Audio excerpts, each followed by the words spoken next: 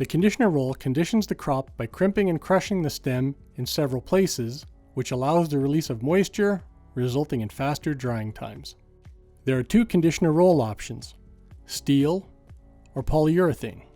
The conditioner roll gap controls the degree to which the crop is conditioned or crimped as it passes through the rolls. A narrow, tight gap will condition the crop more than a wide gap.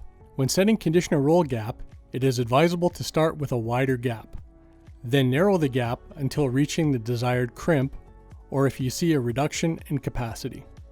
The width of the conditioner roll gap will also have an effect on feeding of the crop from the cutter bar through to the windrower forming shields. In heavy crops, it may be necessary to open the roll gap to improve feeding. Grass-type crops may require a smaller gap for proper feeding and crimping. To adjust this gap, loosen the jam nut on both sides of the conditioner. Turn the lower bolt counterclockwise until the upper roll rests on the lower roll. Ensure the rolls intermesh.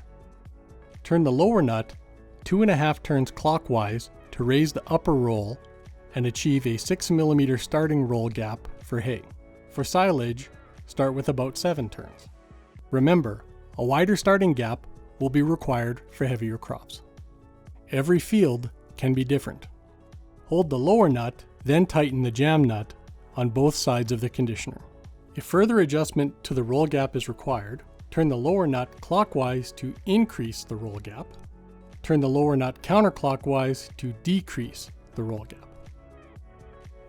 Ensure the roll gap adjustment nuts are adjusted equally on both sides of the conditioner to achieve a consistent gap across the rolls.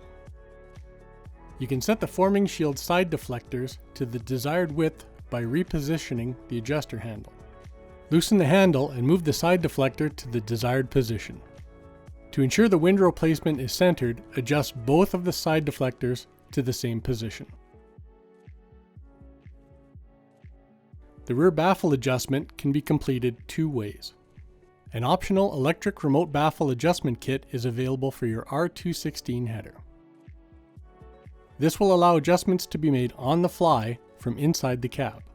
You control the baffle with buttons located on the console beside the GSL. The F5 button moves the baffle up, and the F6 button moves the baffle down. No setup is required on the display to activate these controls. You can also manually adjust the rear baffle.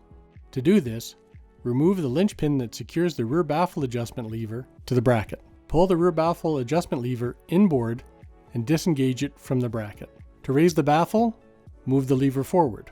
To lower the baffle, move the lever rearward. Secure the baffle adjustment lever with the linchpin. The rear baffle deflector fins are used for filling in uneven windrows. These fins are designed to move your crop to the center or the sides of the windrow depending on your need.